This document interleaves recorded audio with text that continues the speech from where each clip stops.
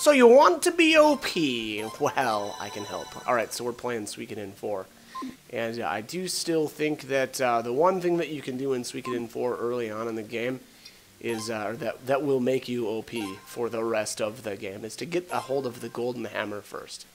Or I should say, get a hold of the golden hammer as early as you can. Now, this is the first trip through the Obel ruins.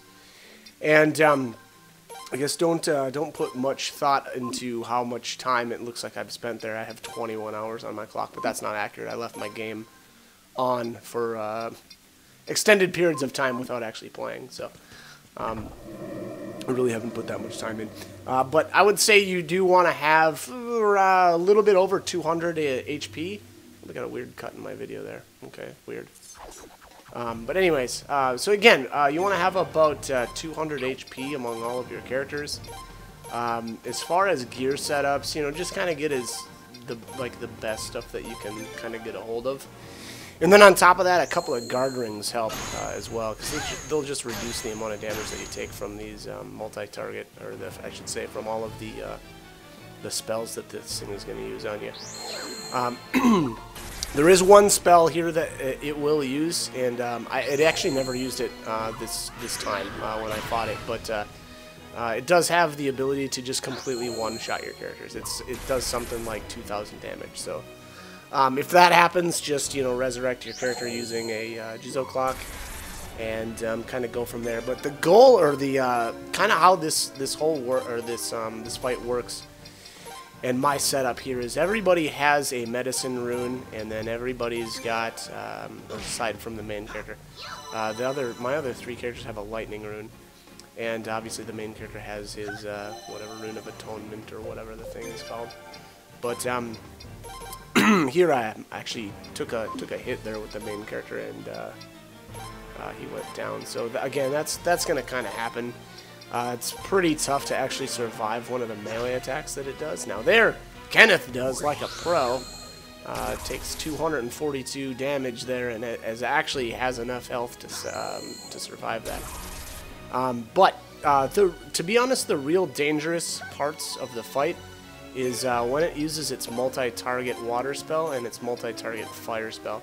The fire spell is a little bit nastier. It was doing somewhere right around 200 damage to all of my characters. So the reason why this strategy works too is that the healing that's done with the medicine rune basically just happens automatically. So instead of taking up a turn to heal yourself, again, it just happens. So you can kind of stay on the offensive and kind of just keep hacking away at this thing's health. I forget how much HP this has, and then on top of that, actually, if you've got yourself some mushrooms, mushrooms are actually useful at this point in the game too. I think I've got 2 of them, but for whatever reason, I just didn't use them.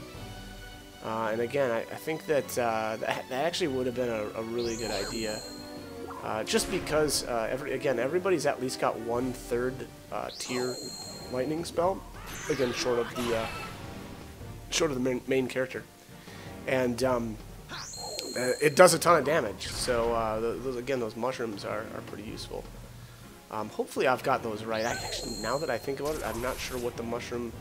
I think the mushroom restores 1 spell for every level, so hopefully I don't have that wrong. But again, those can be useful. But otherwise, actually, to be completely honest here, I didn't actually use one, so I kind of just did some work. After basically everybody ran out of decent spells, I just started using the regular attack command.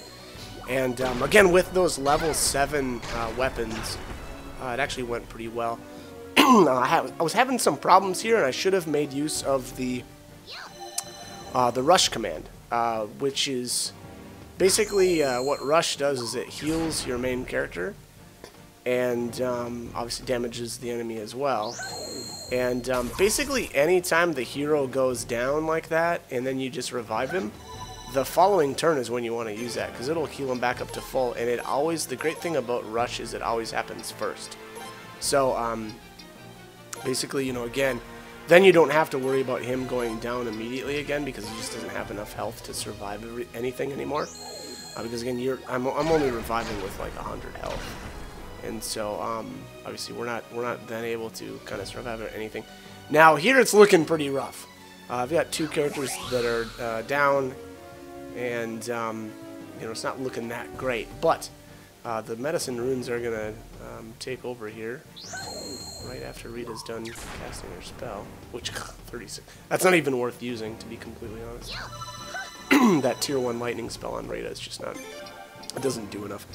But there we go. So we're back up 2 characters at full. And again, now this would have been, I don't know if you can use the rush command if one of your characters is down, though.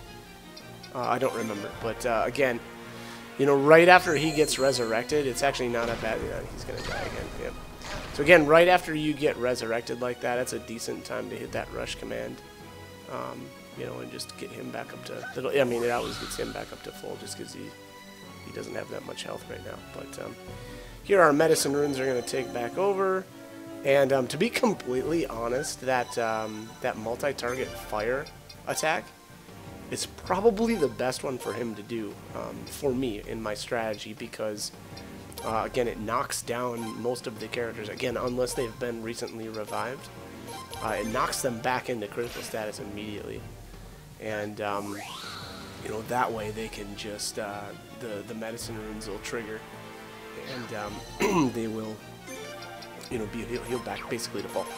I don't remember now if I already mentioned this, but make sure you sell off your regular medicines, because the medicine runes will use the lowest level medicine out of your inventory automatically. So again, you know, get rid of those immediately, and you will be in good shape. All right, so we've got the hero that finally lived, and it looks like Cheapo must have used a Mega Medicine on the hero instead of himself, which is why he's still in critical status. So, nope, my bad. Nope. Okay, yeah, I must have actually manually used a Mega Medicine with him, and then the 2 medicine runes triggered at the end there. So that's why that looked a little goofy there. But okay, so the other thing that you kind of want to do, and maybe it's obvious already, but if one of your characters is sitting at like 100 health, don't have another one of your characters try to heal them, because there's a good chance that they're just going to get killed. And you know, if that happens, then that character will essentially have just wasted a turn trying to heal, you know, someone else, because then it'll automatically target somebody else that actually is alive. And again, that's not really going to do you any good. So again, if you're missing a bit of health with a character, and you want to heal that character, just make sure you do it with that character themselves. Don't try to. I guess what I'm trying to say is don't try to cross heal, you know, between your other characters. Here we're getting right down to it, and all right, knocked me into critical there. It's a good thing. Hopefully this doesn't kill me. Okay. Oh, that was it. Okay, that was the final shot. So that's it. Again, that's the strategy in a nutshell. And there's our reward, the Golden Hammer. Again, I think that is the one thing that you can do in Suikoden 4 early on to really set yourself up for the rest of the game. So as always, hope this guide was helpful, and hope you join me for more. Thanks for watching.